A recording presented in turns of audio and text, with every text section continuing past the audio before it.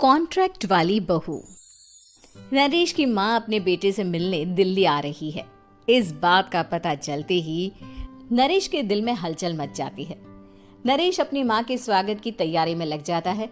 साथ ही उसे डर भी सताने लगता है कि उसकी माँ कहीं अपनी पुरानी जिद पर फिर से बैठ ना जाए। हे भगवान, इस बार बचा लो। अगले साल पक्का माँ की जिद पूरी कर दूंगा। तभी दरवाजे की घंटी बजती है। नरेश दरवाजा खोलता है तो सामने अपने मकान मालिक को देखकर हैरान हो जाता है, क्योंकि उनके साथ एक सुंदर सी लड़की भी थी। नमस्ते अंकल, कुछ काम था, मुझे बुला लेते। आपने क्यों कष्ट किया? अरे नहीं नहीं, इसमें कष्ट कैसा। मैं तो बस तुम्हें रीना से मिलवाने आया था। आज से रीना तुम्हारे साथ इसी फ्लैट में रहेगी। अंकल, कोई लड़का फ्लैटमेट नहीं है? एक अनजान लड़की के साथ रहना मेरे लिए थोड़ा अजीब होगा।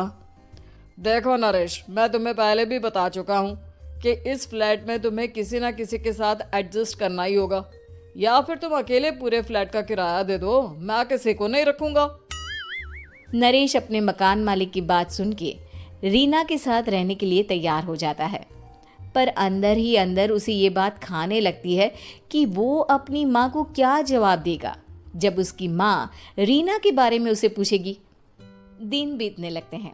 नरेश और रीना अच्छे दोस्त भी बन जाते हैं, पर अभी भी नरेश अपनी प्रॉब्लम का सॉल्यूशन नहीं ढूंढ पाता।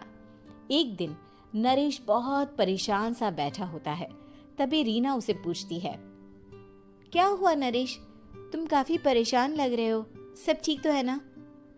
हाँ सब ठीक है, बस एक छोटी सी प्रॉब्लम है। वो एक्चुअली 2 दिन बाद मेरी माँ मुझसे मिलने आ रही है। अरे तो इसमें प्रॉब्लम क्या है, ये तो खुशी की बात है।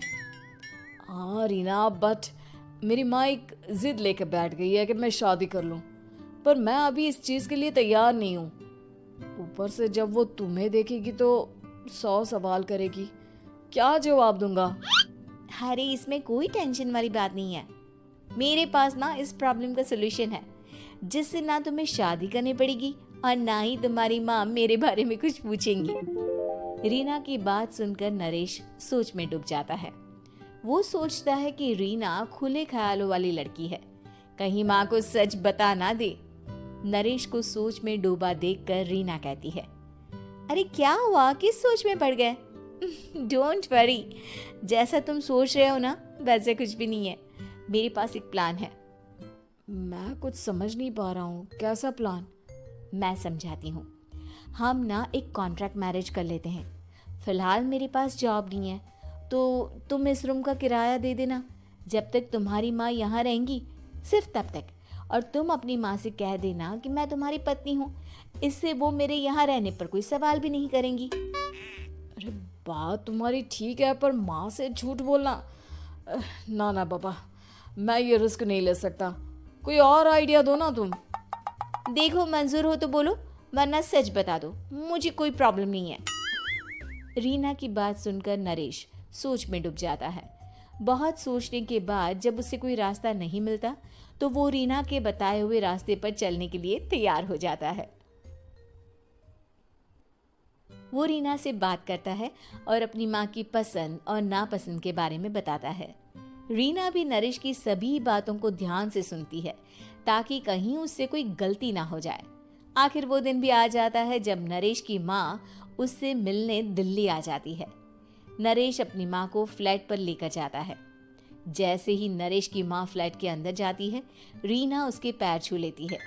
ये देखकर नरेश की माँ थोड़ी घबरा जाती है और नरेश से पूछती है, अरे बेटा नरेश, ये कौन है? माँ, ये आपकी बहू रीना है। माफ़ी चाहता हूँ, सब कुछ इतनी जल्दी में हुआ कि आपको बता ही नहीं पाया, इसलिए सोचा कि क्यों ना आपको सरप्राइज दिया जाए। अरे बेटा, मैं तो बस तेरा घर बसा हुआ देखना चाहती थी। हाँ, बहुत अरमान थे अपनी इकलौते बेटी की शादी को लेकर, लेकिन कोई बात नहीं, शायद किस्मत को यही मंजूर होगा। ये कहते ही नरेश की माँ रीना को गले लगा लेती है।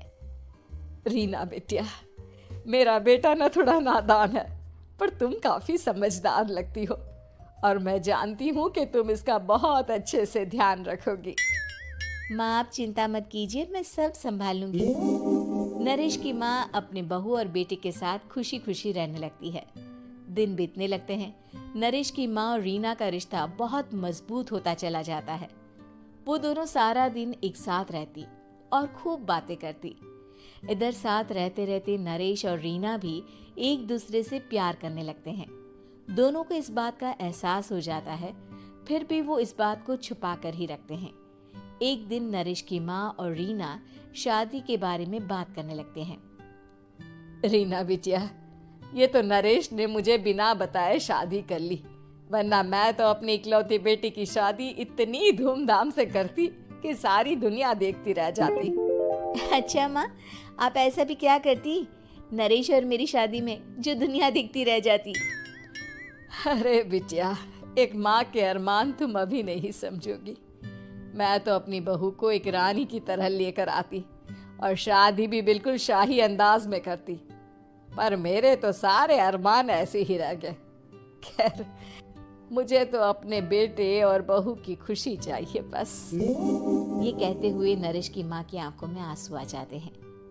रीना भी ये सुनकर ख्यालों में खो जाती है, क्योंकि वो भी मन ही मन खुद को नरेश की पत्नी और उसकी माँ की बहू मानने लगी थी।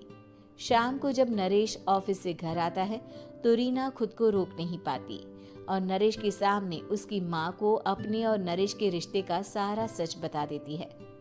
रीना की बात सुनकर नरेश की माँ दोनों से बहुत नाराज हो जाती है और घर वापस जाने की बात करने लगती है। तुम दोनों ने मुझसे सच छुपाकर बहुत ठेस पहुंचाई है मुझे। अब तुम लोगों के साथ नहीं रहना चाहती मैं। कल ही वापस चली जाऊंगी अपने घर। माँ, मुझे माफ कर दो। ये सब मैंने रीना के कहने पर ही किया है, वरना मैं भी आपको कभी ठेस पहुंचाने के बारे में सोच भी नहीं सकता। हाँ माँ, हमने ये सिर्फ आपका दिल रखने के लिए किया। प्लीज हम दोनों को माफ कर दीजिए। तुम दोनों ने मेरे अरमानों के साथ खिलवाड़ किया है और वैसे भी मुझे अपने बेटे के लिए एक अच्छी लड़की ढूंढनी है, इसलिए मेरा यहाँ से जाना ही बेहतर होगा। माँ की ये बात सुनकर रीना खुद को रोक नहीं पाती।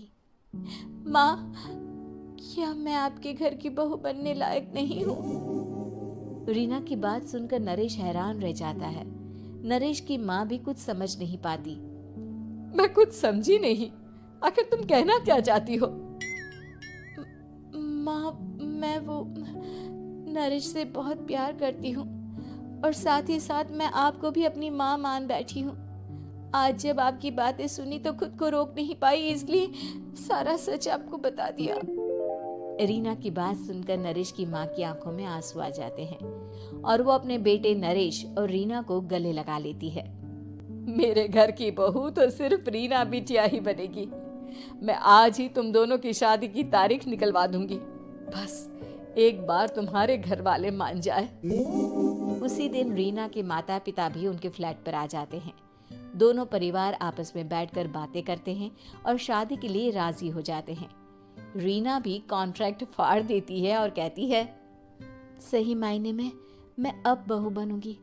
अब तक तो सिर्फ कॉन्ट्रैक्ट वाली बहू थी।